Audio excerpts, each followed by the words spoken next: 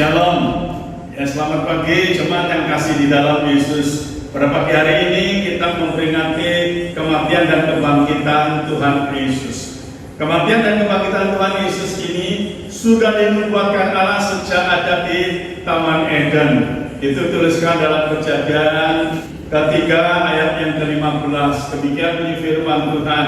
Aku akan mengadakan permusuhan antara engkau dan perempuan ini, antara keturunanmu dan keturunannya. Keturunannya akan meremukkan kepalamu dan engkau akan meremukkan tumitnya. Jadi kita melihat ya, peperangan iblis dan manusia itu dimulai sejak di Taman Eden. Keturunan perempuan itu meremukkan kepala iblis dan iblis meremukkan tumitnya. Nah, kita melihat keturunan perempuan itu adalah Tuhan Yesus sendiri. Waktu Tuhan Yesus naik ke salib, maka Tuhan Yesus itu meremukkan kepala iblis. Ya, itu dituliskan di dalam 1 Korintus 15 ayat yang ke-55. Dikatakan, hai maut, di manakah kemenanganmu? Hai maut, di manakah sengatmu? Ayat ini menunjukkan bahwa kuasa dosa ya, iblis sudah dihancurkan, dosa sudah hilang kuasanya. Maka ayat ini mengatakan, hai maut, di manakah kemenanganmu? Hai maut, di manakah sengatmu? Ya, sudah tidak ada. Ya. Nah, kalau kita melihat di dalam ayat yang ke-56, 1 Korintus 15 ayat 56, dikatakan sengat maut ialah dosa dan kuasa dosa ialah hukum Taurat. Ya. Kuasa dosa adalah hukum Taurat. Ya. Iblis hanya berkuasa mematikan manusia melalui tipu dayanya. Ya. Seperti Kain membunuh Habel karena perbuatan iblis merasuk pikiran Kain hingga Kain ya, membunuh Habel, saudaranya sendiri. Nah, kalau dituliskan di dalam Injil Matius 10 ayat 28 dikatakan demikian, dan janganlah kamu takut kepada mereka yang dapat membunuh tubuh tetapi tidak berkuasa membunuh jiwa. Takutlah terutama pada Dia yang berkuasa membinasakan baik jiwa maupun pada tubuh di dalam neraka. Jadi ayat ini menunjukkan iblis itu hanya berkuasa membunuh tubuh melalui tipu dayanya, merasuk pikiran seseorang, tapi tidak berkuasa mencampakkan ke neraka. Takutlah hanya kepada Tuhan, karena Tuhanlah yang bisa mencampakkan ke neraka. Nah, kita melihat Rom 6 ayat yang ke-23. Di dalam ayat ini dikatakan, sebab upah dosa ialah maut, tetapi karunia Allah ialah hidup yang kekal dalam Kristus Yesus. Upah dosa adalah maut. Jadi hukum Taurat itu menuntut dosa itu masuk ke neraka. Ya, jemaat yang kasih di dalam Yesus. Itulah sebabnya waktu Tuhan Yesus naik ke salib, Tuhan Yesus itu memenuhi tuntutan hukum Taurat, karena upah dosa itu adalah maut. Upah dosa itu harus mengalami kematian di neraka. Ya, jadi sekali lagi Tuhan Yesus naik ke salib memenuhi tuntutan hukum Taurat. Yang kedua, Tuhan Yesus naik ke salib meremukkan kepala ular, karena kepala ular inilah yang menyebabkan manusia jatuh di dalam dosa. Jadi jemaat yang kasih di dalam Yesus, mari ya, di dalam kehidupan kita memiliki satu pengertian yang baik. Jangan sampai segala tipu daya setan, segala tipu daya iblis ini merasuk di dalam pikiran kita, di dalam kehidupan kita, seperti yang terjadi ya, merasuk dalam pikiran Kain hingga Kain membunuh saudaranya sendiri Habel. Ya. Tetapi kita melihat Yesus waktu naik ke salib, semuanya itu ya sudah diselesaikan oleh Tuhan Yesus. Tuntutan hukum Taurat sudah diselesaikan. Ya, musuh yang membuat manusia jatuh di dalam dosa itu itu pun juga sudah diselesaikan, sudah dihancurkan oleh Tuhan. Itulah sebabnya Yohanes 5 ayat 24 itu dikatakan, aku berkata kepadamu sesungguhnya barang siapa mendengar perkataanku dan percaya pada Dia yang mengutus aku, ia akan mempunyai hidup yang kekal dan tidak turut dihukum, sebab ia sudah pindah dari maut ke dalam kehidupan. Ayat ini sekali lagi menunjukkan yang ada di dalam Yesus sudah pindah dari maut pada satu kehidupan yang kekal. Kita sekarang kembali di dalam Kejadian 3 ayat 15 tadi dikatakan iblis meremukkan tumit Yesus. Iblis meremukkan tumit Yesus. Tumit remuk itu sama dengan lumpuh. Pelayanan Yesus itu dilumpuhkan iblis. Artinya iblis menghentikan pelayanan Yesus. Tapi kita melihat iblis gagal. Karena di dalam Yohanes 19 ayat 30 Yesus berkata, sudah selesai. Jadi misi Yesus menyelamatkan manusia sudah selesai. Nah, kita melihat keturunan iblis dan keturunan manusia sampai pada akhir zaman. Itu terus terjadi permusuhan atau yang skop lebih besar disebut peperangan antara iblis dan manusia. Nah, kita melihat siapakah keturunan iblis itu. Keturunan iblis adalah manusia yang sudah dirasuk pikirannya, manusia yang sudah dipengaruhi pikirannya oleh iblis. Itulah yang disebut keturunan iblis. Salah satu contoh Injil Matius 23 ayat 33 sampai 36. Di sini dikatakan, hai kamu ular-ular, hai kamu keturunan ular beludak, bagaimana mungkin kamu dapat meluputkan diri dari hukuman neraka? Sebab itu lihatlah, aku mengutus kepadamu nabi-nabi, orang-orang bijaksana dan ahli-ahli Taurat, separuh di antara mereka akan kamu bunuh dan kamu salibkan, yang lain akan kamu sesat di rumah-rumah ibadahmu, dan kamu aniaya dari kota ke kota. Nah, kita melihat ini salah satu keturunan iblis, manusia yang hidup di dalam dosa. Kita melihat di dalam bagian lain Yohanes 8 ayat 42 sampai 44. Kata Yesus kepada mereka, jikalau Allah adalah Bapamu, kamu akan mengasihi aku, sebab aku keluar dan datang dari Allah, dan aku datang bukan atas kehendakku sendiri, melainkan Dialah yang mengutus aku. Apakah sebabnya kamu tidak mengerti bahasaku? Sebab kamu tidak dapat menangkap firmanku.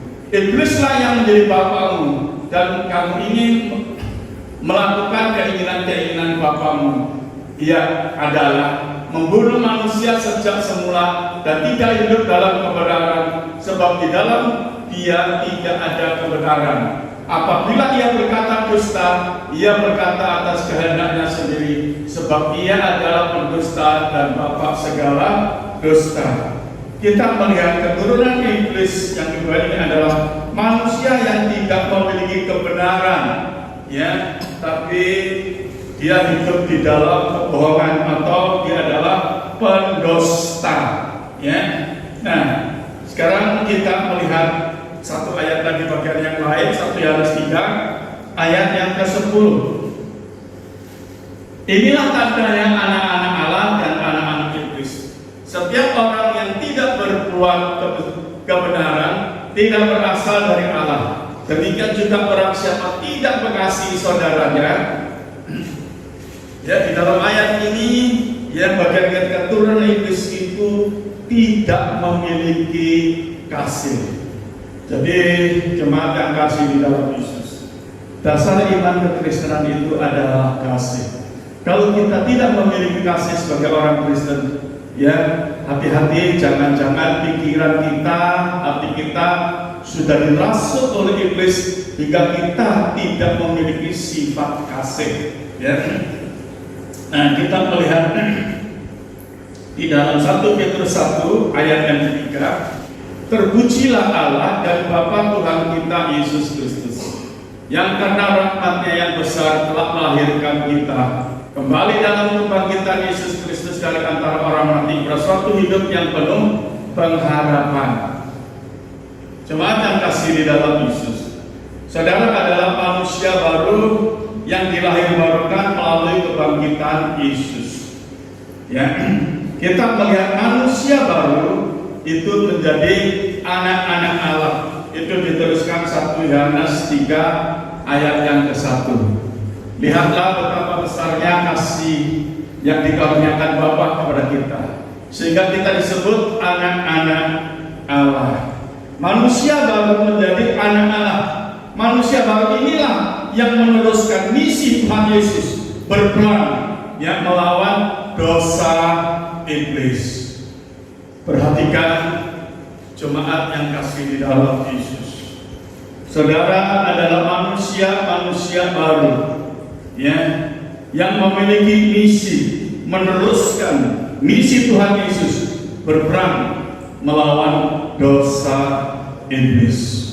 Dan kita melihat di dalam Imamat 11 ayat 44 sampai 45. Sebab akulah Tuhan Allahmu, maka haruslah kamu menguduskan dirimu, dan haruslah kamu kudus, sebab aku ini kudus. Dan janganlah kamu menajiskan dirimu dengan setiap binatang yang mengeriak dan merayap di atas bumi.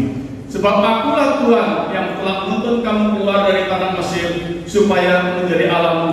Jadilah kudus, sebab aku ini kudus. Jemaat yang kasih di dalam Yesus, pada zaman Taurat, bangsa Israel itu harus dituntut hidup kudus supaya mendapat penyertaan Tuhan. Untuk hidup kudus bagi bangsa Israel, mereka harus potong ya kambing domba untuk menguduskan bangsa Israel. Tapi di akhir zaman ini, di zaman Injil ini, saudara dikuduskan dengan darah Yesus. Ya, sekali lagi, saudara dikuduskan dengan darah Yesus. Maka kita melihat ya, iman tanpa kekudusan itu tidak ada penyertaan Tuhan. Hidup di dalam kekudusan Tuhan, iblis tidak dapat menyentuh saudara. Ya, jadi kalau saudara hidup di dalam kekudusan Tuhan, maka ada penyertaan Tuhan. Saudara hidup di dalam kekudusan Tuhan, iblis pun tidak dapat menyentuh kehidupan saudara.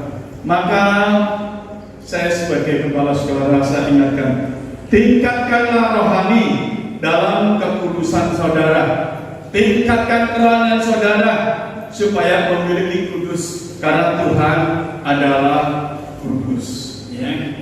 Nah, jemaat yang kasih di dalam Yesus, saudara jangan terpengaruh dengan keadaan zaman ini.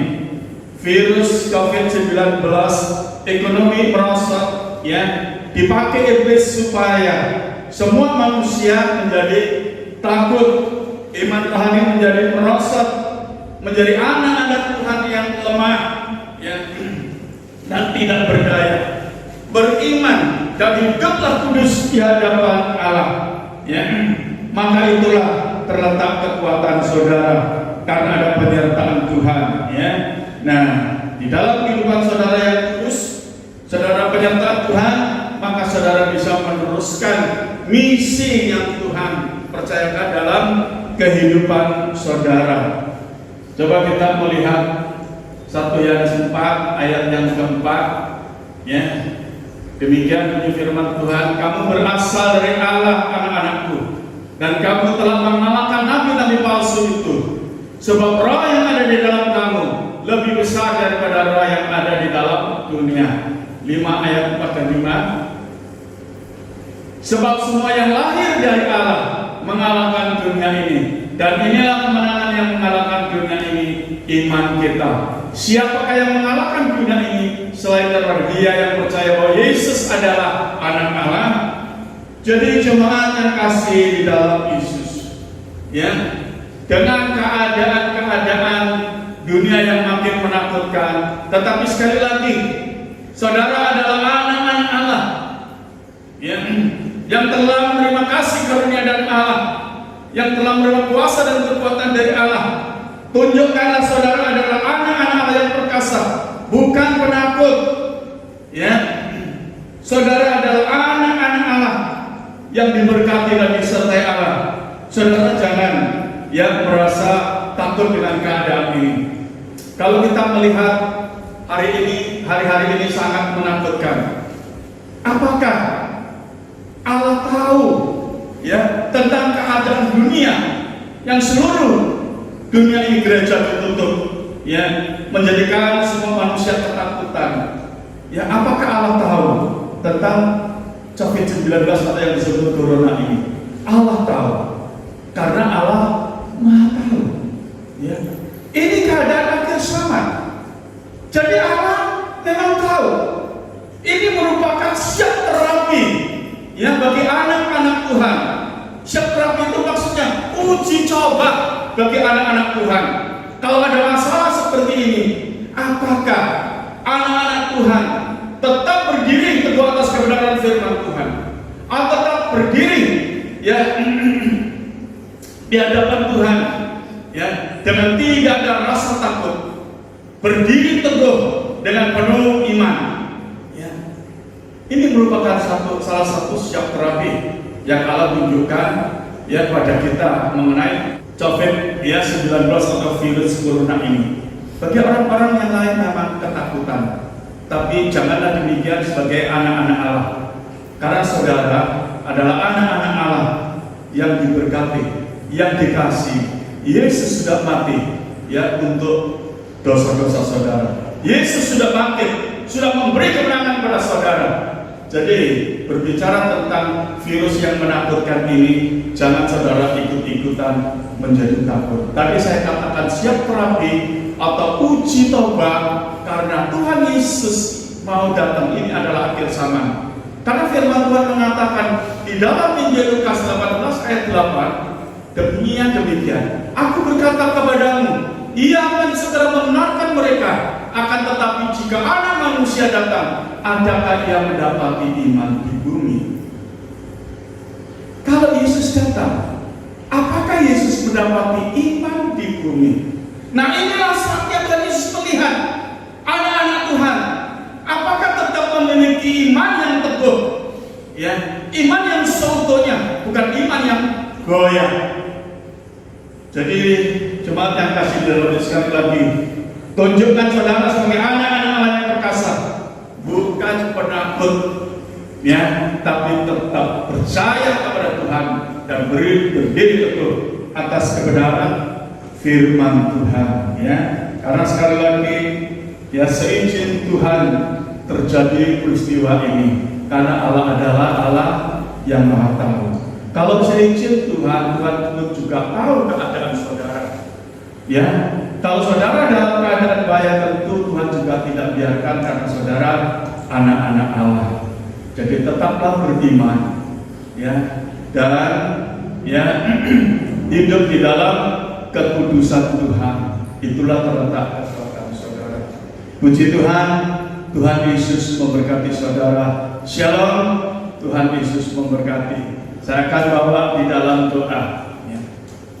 Bapa, di dalam nama Tuhan Yesus, dengan penuh rasa syukur dan terima kasih, Hamba telah sampaikan kebenaran firman-Mu. Sungguh firman-Mu menjamin kehidupan kami, bahwa kami hidup ada di dalam tangan-Mu, kami hidup di dalam perlindungan-Mu. Engkau menyertai hidup kami, dan Engkau menghendaki supaya kami meneruskan misi yang telah Engkau bebankan dalam kehidupan kami. Terima kasih Bapa, Engkau juga telah memberikan satu iman, satu kekudusan, satu kehidupan. Tuhan, terima kasih. Roh-Mu ada dalam kehidupan kami, hingga Roh-Mu menopang kami, hingga kami tidak takut lagi. Dunia boleh goncang, tapi iman kami tidak akan goncang, dan kami tetap bisa memuji, memuliakan, dan memasyurkan nama Tuhan Yesus. Dan dunia tahu bahwa Engkau Allah yang hidup, Allah yang perkasa, dan kami adalah umat-Mu, anak-anak anakmu sendiri. Terima kasih Bapa. Di dalam nama Tuhan Yesus Kristus, semua jemaat Indonesia Permen diberkati di dalam nama Tuhan Yesus Kristus. Amin.